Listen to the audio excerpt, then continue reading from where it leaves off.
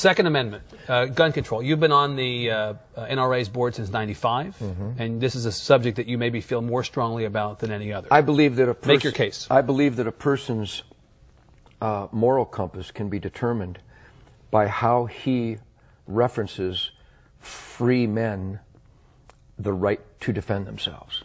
The Second Amendment is so obvious to me, it's insane that there's an argument. God gave, let's pretend there is no document. Let's pretend brave families didn't leave the tyrants and the slave drivers of Europe so that they could practice the religion of their choice, so that they could speak out without being murdered, that they could produce wool without the king's men coming and taking it from them every season of harvest. Let's pretend none of that happened. Let's just pretend this guy named Ted Nugent parachuted onto Earth and woke up one morning and saw these wonderful resources and had dreams of excellence and being the best that I could be. I don't need a document, and I don't need another man to explain to me that I have the right to defend my gift of life.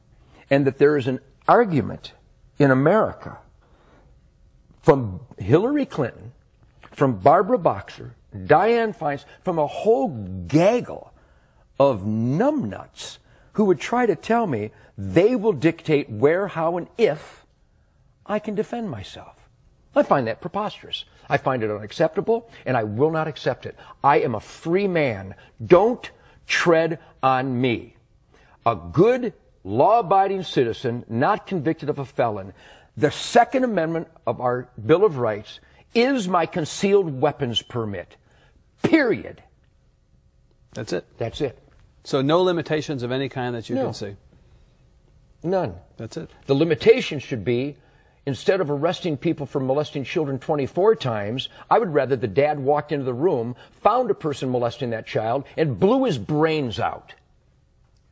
I would rather that the lady in Massachusetts last month who was taking her daughter to soccer, who was carjacked by a recidivistic maggot who'd been in the prison system all his life but was let out again because we feel sorry for him. Maybe he had a bad childhood. Instead of her being hijacked and murdered, I'd rather she just shot the bastard dead. But in Massachusetts, somebody decided she can't do that. So she's dead. I would rather she was alive and the carjacker was dead. I'm weird. I would rather that the guy who beat this lady to within an inch of her life in Waco, on parole was he, phenomenal, and beat her to within an inch of her life in front of her grandchildren with a whiskey bottle. I would rather she fell to the ground, pulled out a .38, and shot him 6 times in the chest and killed him.